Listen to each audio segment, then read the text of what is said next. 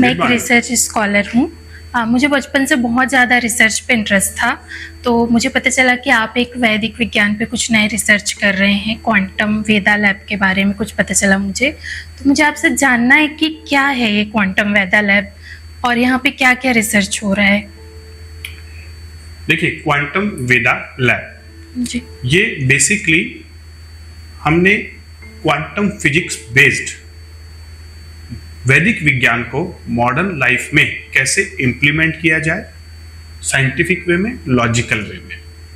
तो वैदिक विज्ञान में जितनी भी बातें थी, क्वांटम फिजिक्स उसे प्रूव करता है। फिजिक्स उन बड़ी चीजों के लिए है जो हमें दिखाई देती हैं, जिन्हें हम टच कर सकते हैं, जिन्हें हम सुन सकते हैं। लेकिन क्वांटम फिजिक्स उन सारी चीजों के लिए है जो ना तो दिखाई देती है ना सुनाई देती है, यानी इनविजिबल है या मेटाफिजिकल है। तो ह्यूमन बीइंग के जो सेकंड पार्ट है, ह्यूमन प्लस बीइंग, ह्यूमन मतलब ब्रेन प्लस बॉडी, बीइंग मतलब उसका माइंड, उसका इंटेलेक्ट, उसकी सोल, उसका ईगो और नाड़ी और चक्र और लाइफ फोर्स एनर्जी, जितने भी पार्ट हैं ये सारे मेटाफिजिकल हैं, दिखाई नहीं देते।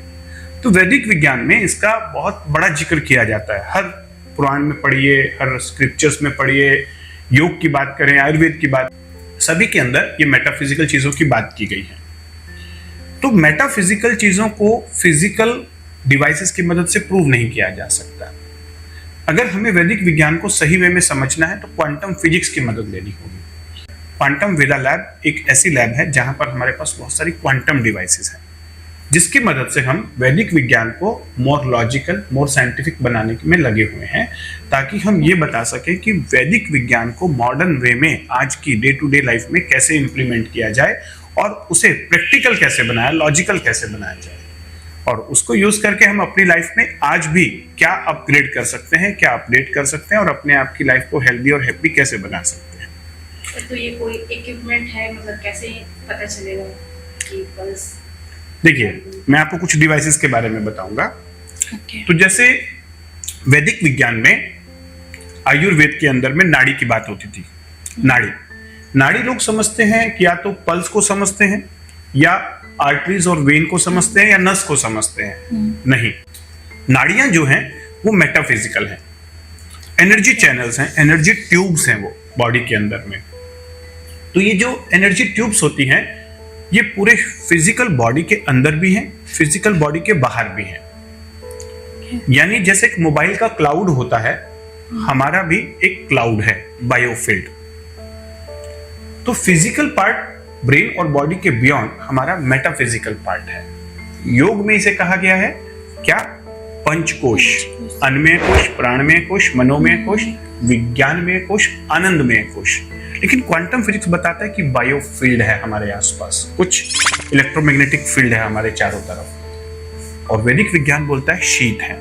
आज की डेट में ऐसी डिवाइसेस आ गई हैं जिसके द्वारा हम अपने बायोफील्ड को देख सकते हैं। तो बायोफील्ड रीडर एक ऐसा क्वांटम कैमरा है जिसके द्वारा हम अपने चारों तरफ जो हमारा एक इनविजिबल बायोफील्ड है उसको लाइव देख सकते हैं, और देखकर उसमें क्या चेंजेस हैं, उसकी जो एनालिसिस होता है वहां से बहुत सारी इंफॉर्मेशन हम एक्सेस कर सकते हैं। और डे टू डे लाइफ में हम अपने बायोफील्ड को और बेहतर कैसे बनाएं, इसके बारे में भी बायोफील्ड रीडर बताता है। यानी biofield healing science. Energy medicine कहता है कि आपके चारों तरफ बायोफील्ड है, और इस बायोफील्ड में आपकी मेटाफिजिकल चीजें हैं, और आप डे टू डे लाइफ में जो एक्सपीरियंसेस लेते हैं, जो इंसिडेंसेस आपके आसपास घटते हैं, जिस इन्वायरमेंट में आप रहते हैं, और जो थॉट पैटर्न या इमोशंस आप सोचते हैं, वो सारी आपके बायोफील्ड में स्टोर हो जाती है, और उसी से आपके बायोफील्ड की ओवरऑल एक वाइब्रेशंस होती है, इंटेंसिटी होती है, फ्रीक्वेंसी होती है। कई बार हम देखते हैं ना, हमारा ऑरा डल हो जाता है, हमारी पर्सनैलिटी डल हो जाती है, मन परेशान रहता है, उदास हो जाता है, डिप्रेशन आता है। तो ऐसे पेशेंट्स में हमने देखा बायोफील्ड रीडर की मदद से कि उसका ऑरा में भी बहुत नेगेटिव चेंजेस आ गए हैं।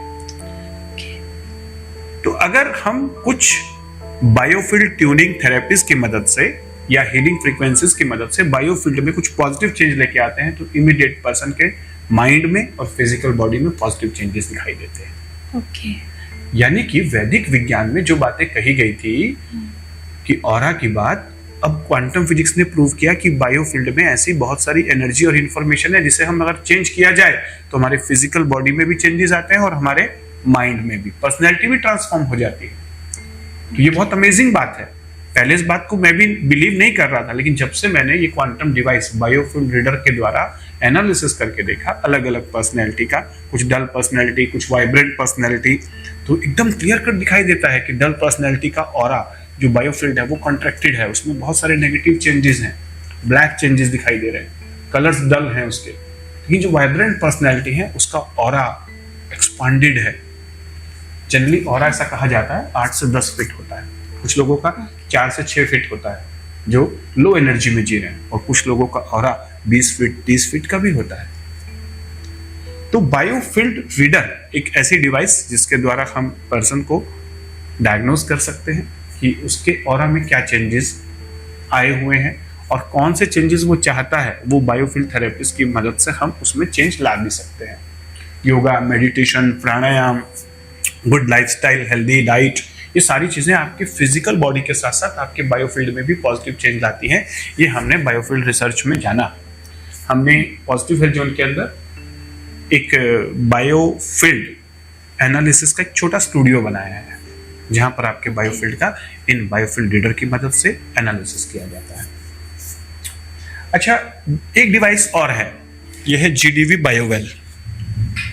ये डिवाइस है GDV बायोवेल। इस डिवाइस की मदद से हम बायोफील्ड का, अपने ऑरा का, चक्रों का और लाइफ फोर्स एनर्जी का क्वांटिटेटिव एनालिसिस कर सकते हैं। जो बायोफील्ड रीडर है वो क्वालिटेटिव एनालिसिस करता है और ये जो डिवाइस है ये क्वांटिटेटिव एनालिसिस। इस डिवाइस की मदद से आप ऑरा के अंदर, नाड़ियों के अंदर, चक्रों के अंदर और ऑर्गन्स के अंदर लाइफ फोर्स एनर्जी, जिसे हम प्राणा कहते हैं, उसका एक ऑप्टिमम लेवल है या नहीं है, इस बात का पता लगाया जा सकता है। थोड़ा सा टर्मिनोलॉजी हमें साइंटिफिक रखनी होगी। पहले कहा गया 7 चक्र होते थे, इन्हें जागृत कर लेंगे तो बहुत सारी शक्तियां आ जाएंगी। मैं ये कहना चाहूंगा कि अगर हम इसको साइंटिफिक वे में समझें, पहले ये समझिए पूरी बॉडी के अंदर जैसे आर्टरीज और वेन का जाल बिछा है, वैसे ही पूरी बॉडी के अंदर नाड़ियों का जाल बिछा है। नाड़ियां मतलब एनर्जी ट्यूब्स।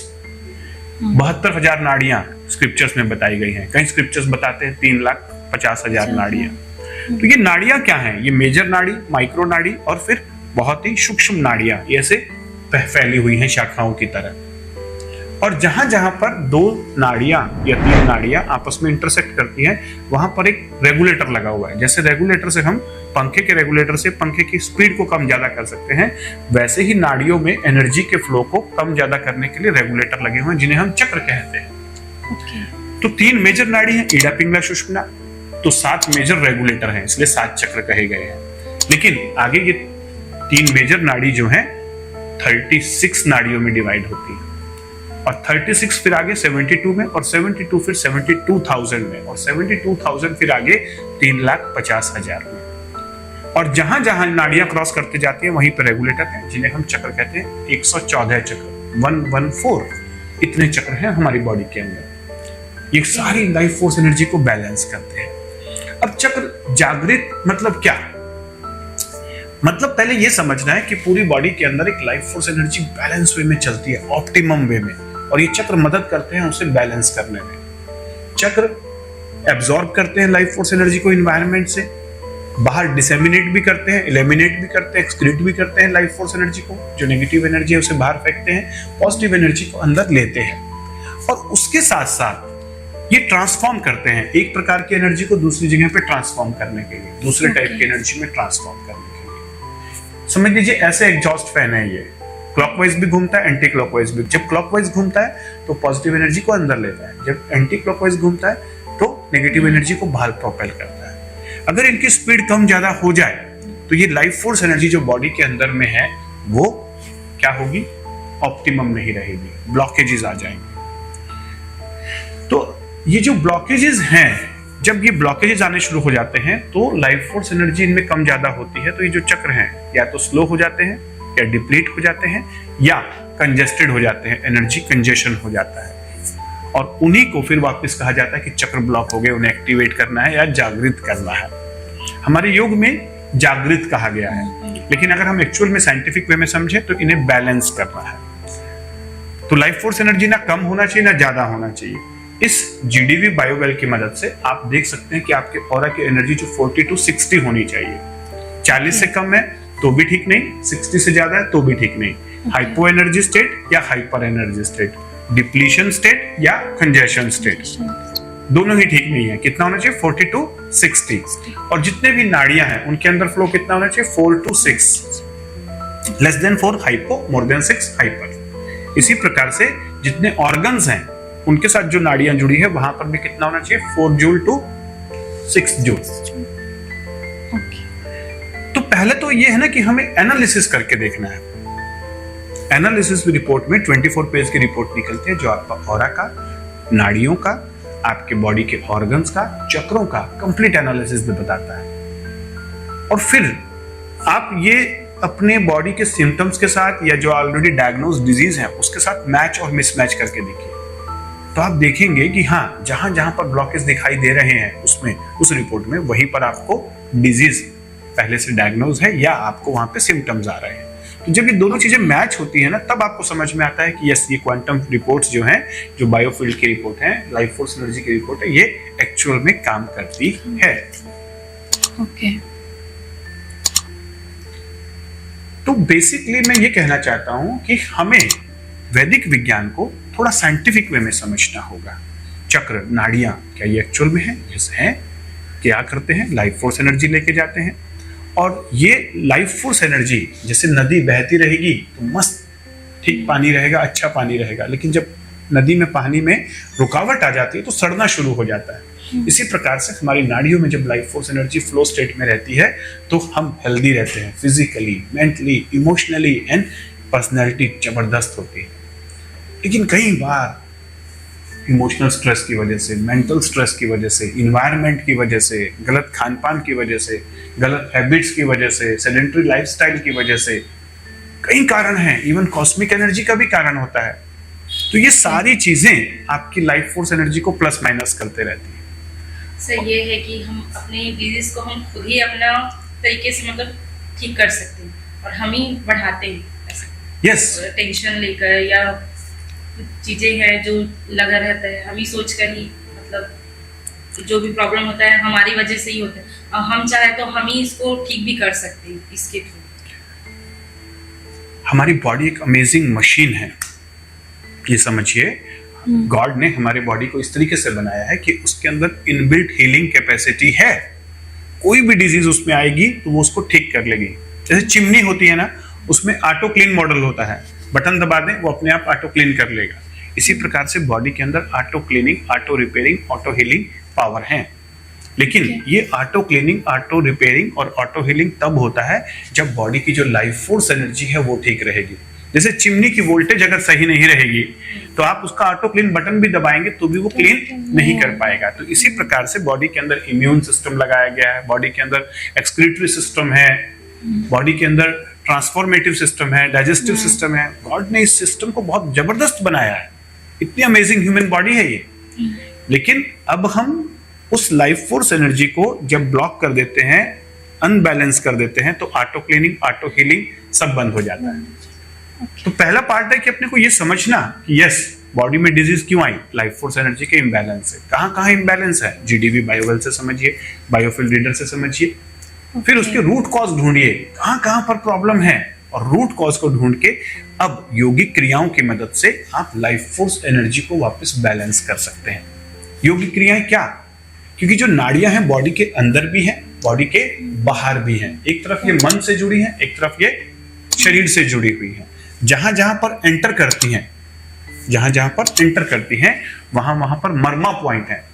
मर्मा पॉइंट क्या होते हैं? जो सटल नाड़ी हैं, जहां फिजिकल बॉडी में एंटर करती हैं, जहां मसल्स में, टेंडन में, बोन में, है ना, वहां पर मर्म पॉइंट है। और वहां पर देखिए, आप अगर आप बॉडी को प्रेस करके देखेंगे, कुछ पॉइंट्स आपके टेंडर होते हैं, और अगर उसकी पोजीशन एग्जैक्ट वही हो जहां पर आयुर्वेद में मर्मा पॉइंट कहा गया है, तो इट मींस कि वो नाड़ी वहां पर जब एंटर कर रही थी तो वहां पे ब्लॉकेज आ रहा है। ओके।